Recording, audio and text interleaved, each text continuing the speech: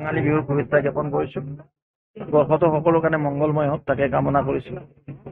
আজি আমি আমাৰ ৰঙিয়া বিধানসভা সমষ্টিৰ 4খন জিলা পৰিষদৰ আমাৰ প্ৰাৰ্থী আছে।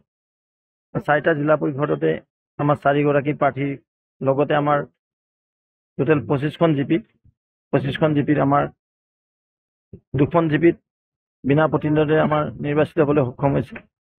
ইয়াৰ উপৰি 2খন জিপিত কংগ্ৰেছে প্ৰাৰ্থী দিব পৰা নাই। টোটেল 25খনত তেওঁলোকে 20খন মানহে প্ৰাৰ্থী দিবলৈ সক্ষম হৈছে। যা নহওক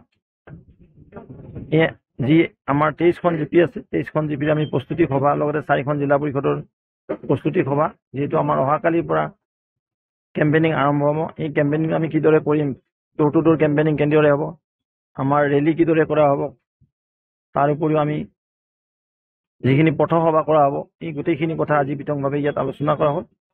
আৰু আমাৰ 25খন জিপিৰ 25খনে ইতিমধ্যে 2খন আমাৰ জিতি গ'ল, 4খন আমি অসম গণ পৰিষদ এৰি দিছোঁ।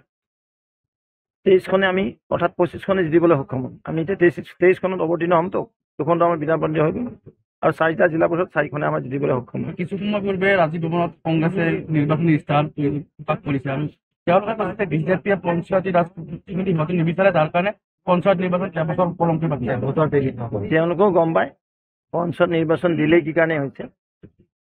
তেওঁলোকে সন্মানীয় এজন সদস্যই অনাৰেবল উচ্চ ন্যায়ালয়ৰ ওচৰত কেছ দিছিলে, যিটো কেছৰ কাৰণে এই নিৰ্বাচন কিছু সময়ৰ কাৰণে ডিবাৰ্ট কৰিব লগা হৈছিল। নহ'লে ইমান দিন নতুন পঞ্চায়তে কাৰ্যভাৰ লৈ কাম কাজ আৰম্ভ কৰিব পাৰিলে হয়। আৰু এইটো ভুল মই ডাইৰেক্ট কংগ্ৰেছৰ কাৰণে ঠেলি দিছোঁ। অসমৰ জনগণে গম পাওক এই কথাটো। তেওঁলোকে একচুৱেলি হোৱাটো বিচৰা নাছিলে, তেওঁলোকে ভবা নাছিল ভাৰতীয় জনতা পাৰ্টীৰ নেতৃত্বত চৰকাৰখনে পঞ্চায়ত পাতিব বা বিজেপি দল হিচাপে পঞ্চায়তৰ কাৰণে যে প্ৰস্তুত হৈ আছিল, এই কথা তেওঁলোকে গম পোৱা নাই। তেওঁলোকে অকণমান উন্নত গতা ঘূৰাই ভাল পায়। তেওঁলোকে পৰ্বতৰ ওপৰত কণী বিচৰা মান কংগ্ৰেছ দল। কাৰণ মই দেখিলোঁ এই পঞ্চায়ত নিৰ্বাচনত জনগণকতো ঠগিলে দলৰ কাৰ্যকৰ্তাকো মানে কৰাপশ্যন কৰাত লাগি গৈছে এই দলটোৱে। আৰু কি থাকিব এই দলটো? টিকেট বিক্ৰী কৰা হৈছে। সেয়াতো আপোনালোকৰ মুখেৰে পাইছোঁ, বিভিন্ন মিডিয়াৰ যোগেৰে পাইছোঁ। মই ইমান লাজ লাগিছে, ধিক্কাৰ দিছোঁ। গণতন্ত্ৰত কালিমা সানিলে তেওঁলোকে, কংগ্ৰেছ দলটো আত্মসমৰ্পণ কৰিলে নেকি? কালিমা সানিছে তেওঁলোকে গণতন্ত্ৰৰ নামত। কংগ্ৰেছে কংগ্ৰেছৰ টিকেট বিজেপিৰ তাতে বিক্ৰী কৰা কংগ্ৰেছৰ 1 নং পঞ্চায়ত জিলা পৰিষদৰ কংগ্ৰেছৰ টিকেটটো বিজেপিৰ তাতে বিক্ৰী কৰিছে। কংগ্ৰেছৰ টিকট বিজেপিৰ ওচৰত বিক্ৰী কৰিছে। মই নাজানো দেই, টিকটটো বিক্ৰী নহয়। কংগ্ৰেছ মিছা দিছে নেকি? শেষেই হ'ল, চবতে বিনা পণ্ডিতাই জিতছে। কংগ্ৰেছ ক'ত আছে? কংগ্ৰেছ আপোনালোকৰ টিভি চেনেলত আছে, নিউজ পেপাৰত মাজে মাজে 2টা চেনেল নিউজ আহে, 2খন এখন খবৰ কাগজত। সেয়াই আৰু ভূপেন্দ্ৰে মাজে মাজে খং কৰি দেখুৱাই, ভূপেন্দ্ৰে খং কৰি দেখায় কেতিয়াবা। তেওঁলোকৰ কথা, এইবিলাক পাৰ্চনেল কথা মই ক'বলৈ নাযাওঁ। 150 বছৰীয়া দল এটাৰ যে দুৰৱস্থা হ'ল, মূল কাৰণটো কি? কৰাপশ্যন, ভ্ৰষ্টাচাৰ, সীমাহীন দুৰ্নীতি।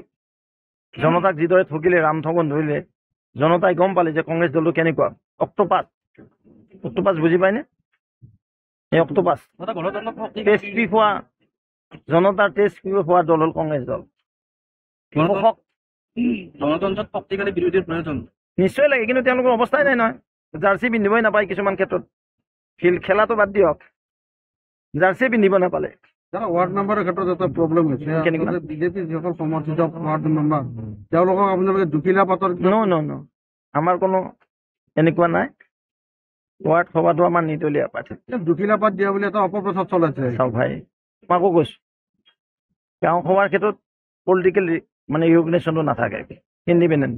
কোনোবাই কৈছে, আপোনালোকৰ দলীয়ভাৱে কৈছে যে এইটো মইতো কোৱা নাই না। নে আমাৰ ৰাজ্যিক সভাপতি ডাঙৰীয়ে কৈছে, নে ৰাষ্ট্ৰীয় সভাপতি ডাঙৰীয়ে কৈছে, নে ভৱেশ কলিতাই কৈছে, আপোনালোকে মানে নে আমাৰ জিলা সভাপতিয়ে কৈছে, নে আমাৰ ৰাজ্যিকৰ কোনোবা বিষয়। জুকিলা পাতটো বিজেপিৰ সমৰ্থন মই ক'লো না, আমি কৈছোঁ যে এই নিৰ্বাচনটো গাঁও সভাৰ ক্ষেত্ৰত ইণ্ডিপেণ্ডেণ্ট হৈছে। জুকিলা পাতটো বিজেপিৰ সমৰ্থন। আকৌ কৈছোঁ